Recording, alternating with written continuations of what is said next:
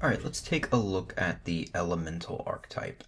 So in the early game, we really want to just get some Granite Golems, maybe a Tribute of the Element down so we can start passing the stats around, start building kind of an impenetrable board. And then in the late game, we want Weight of the Elements and then some buff cards. So I think we'll just keep one Weight and we'll probably drop the Rip Out the Heart in hopes of finding more elementals or some buffs.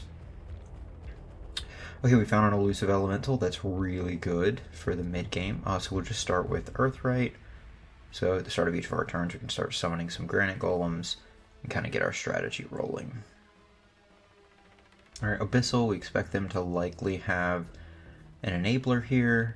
Okay, yep, they get a Rogue Deep one down, so they've started populating their graveyard. But we get our first Granite Golem. So he's a 1/1. On death, he adds his stats to another elemental we control. So our goal is just to fill the board with these guys and things like Tribute the Elements that have a similar effect, and then possibly get like an elusive elemental down, right? And then if we start passing this guy some stats, since he can't be blocked, that can get out of hand quickly. So we'll just throw another Earthright down. We're kind of okay with just taking the damage from this Rogue Deep one. We're pretty sure that's going to attack. And that's okay, we want to preserve our elemental, right? Because right now if he died, he wouldn't have anybody to pass the stats to, so we would just lose them. So we'll take the hit, we'll lose the 3 life. Because now we have 2 more of these guys. Alright, and there's a buff. Good, so on 5, we're looking pretty good. We actually don't have much of a play on 3. But we will attack with this guy, because again, if they block and he dies, it just buffs one of these up, so...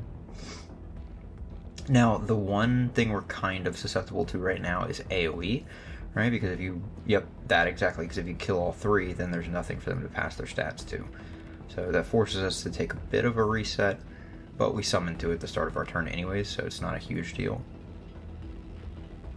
And then we can get Tribute to the Elements down. He has the same effect as them, just a lot more stats. And then we'll kind of keep this train rolling. So as long as they don't AoE us again here, it would have to be towering, because Necromaniac only does 3, so the Tribute would still get the buffs. Yeah, so that's fine.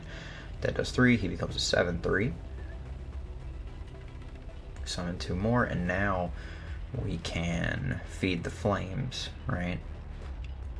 So we can either feed the flames and buff everybody, which is a good play, or we can rip out the heart this guy and come in for 7. It's actually a difficult decision. We're gonna go for the rip out the heart. We'll remove this guy, so now he doesn't have a blocker, and we'll take the free 7 damage. Now, the buff would have been nice because we are susceptible to AoE again here, right? If he clears this...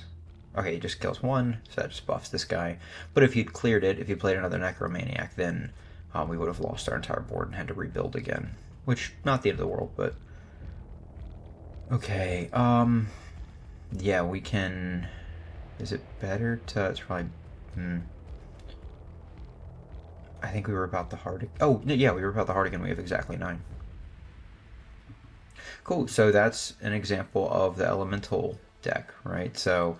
even when they killed our creatures, we just pass the stats around, so your board becomes almost impenetrable, right? They either have to kill it all at once, or you're just going to pass the stats to another elemental, which is the whole goal behind the deck.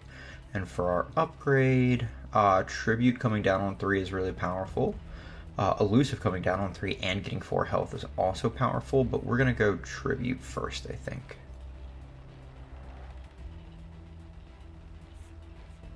Alright, let's take a look at the deck build we just used. So, like I said during the game, our early game is all based around Earthright, right? So we want to start summoning some Granite Golems. Now that he costs 3, we can also pretty easily weave in our upgraded Tribute to the Elements. But the idea being you want to flood your board with these elementals that when they die, they just pass their stats to another elemental. And then you want to buff them, right? So you run cards like Feed the Flames to give them +2/+2. When this is upgraded, it gives them +3/+3. And then Burn Them All is a really big one. The first time you summon an elemental each turn, you give your weakest elemental +1/+2. The fact that it's your weakest doesn't really matter as much when, if it dies, it just passes its stats off to somebody else. Notably, when you roll this in an upgrade, it goes down to 1 cost, which is extremely powerful. So you really want to get access to this early game. For this build, I decided to go for a bit of a burn package. So I've got Beelzebub's Inferno to deal 6 damage and Amulet of Fire.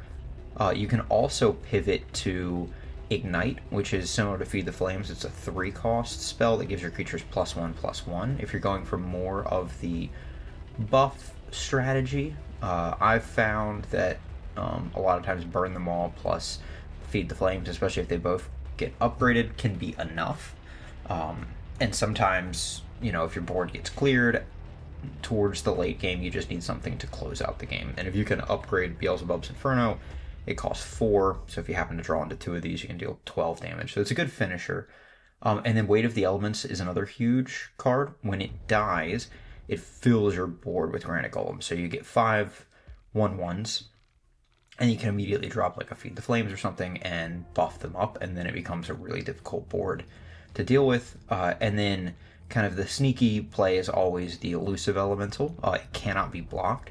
So if you get it down surrounded by a bunch of Granite Golems and Tribute to the Elements, then unless your opponent has AoE that can clear everything, it puts them in a tough position, right? Because if they attack, you'll block with some of your weaker things, hoping that their stats get added to this Elusive Elemental, and it just becomes a bigger and bigger threat that they can't block. And unless they have single target removal, it can be something they can't get past. So that's just a quick overview of the Elemental archetype.